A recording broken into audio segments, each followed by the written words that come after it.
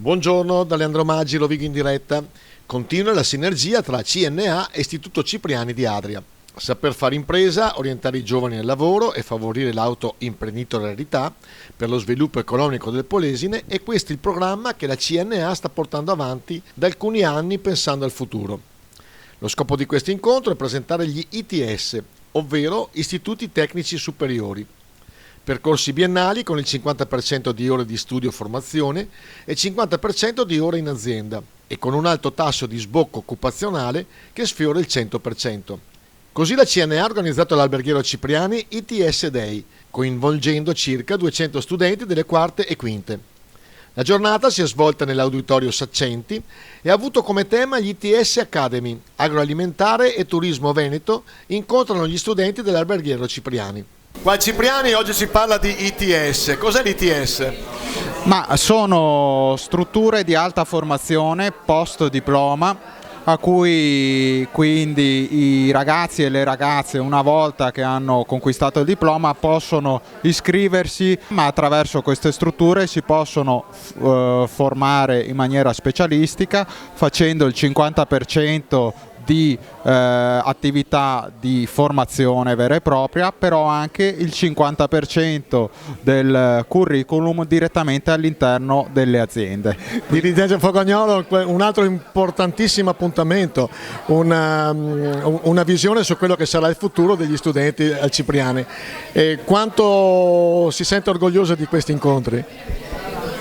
Orgogliosa sempre come con tanti altri incontri, insomma, quando sono protagonisti i ragazzi e cerchiamo di dare loro l'opportunità di vedere qual è il loro futuro, io sono sempre molto felice perché siamo consapevoli che noi lavoriamo per loro e loro devono capire, cercare di capire come portare avanti le loro idee, come innovare magari dei settori già presenti e con l'aiuto della squadra che abbiamo da tempo costruito sia con CNA, la Camera di Commercio e il patrocinio del Comune di Adria e tutta la grandissima famiglia, io la chiamo sempre famiglia, ma comunque squadra dell'Istituto Cipriani, cerchiamo di realizzarlo e forse ci riusciamo, insomma, ecco, quindi io sono molto molto orgogliosa di questa attività di oggi, sempre nell'ambito di creare opportunità per i nostri ragazzi e per il nostro territorio. CNA gran completo con la straordinaria partecipazione anche del Comune di Adria,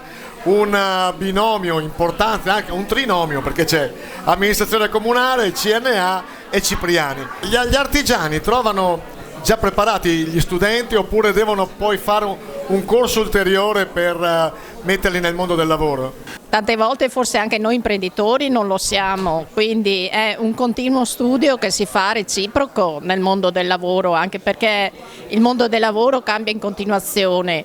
Quello che si chiede ai ragazzi è prima di tutto la volontà di voler imparare un lavoro, di voler mettersi in gioco e quindi è questa l'essenziale, gli aspetti essenziali per entrare nel mondo del lavoro. Adria, polo scolastico sempre più importante, è sempre stato un punto di riferimento per il Polesine. Oggi si aggiunge anche l'università, abbiamo queste eccellenze del Cipriani. Quanto siete vicini voi amministrazione a questo? Con il fatto appunto che abbiamo portato anche l'università qua ad Adria, questo è motivo di voler crescere, soprattutto far crescere il territorio dimostrazione ne è appunto l'eccellenza che abbiamo del Cipriani. Portare nel futuro un ITS qua ad Adria, perché no? Sarebbe una gran bella cosa e soprattutto sarebbe anche motivo per far crescere il nostro territorio, non solo in termini di qualità, ma far crescere anche in termini di aziende e che non si sa mai in un prossimo futuro proprio possa avvenire. Io volevo solamente cogliere l'occasione per ringraziare ancora una volta la grande collaborazione dell'Istituto Alberghiero Cipriani. Senza la loro partecipazione e adesione diventerebbe molto difficile mettere insieme queste iniziative, queste azioni.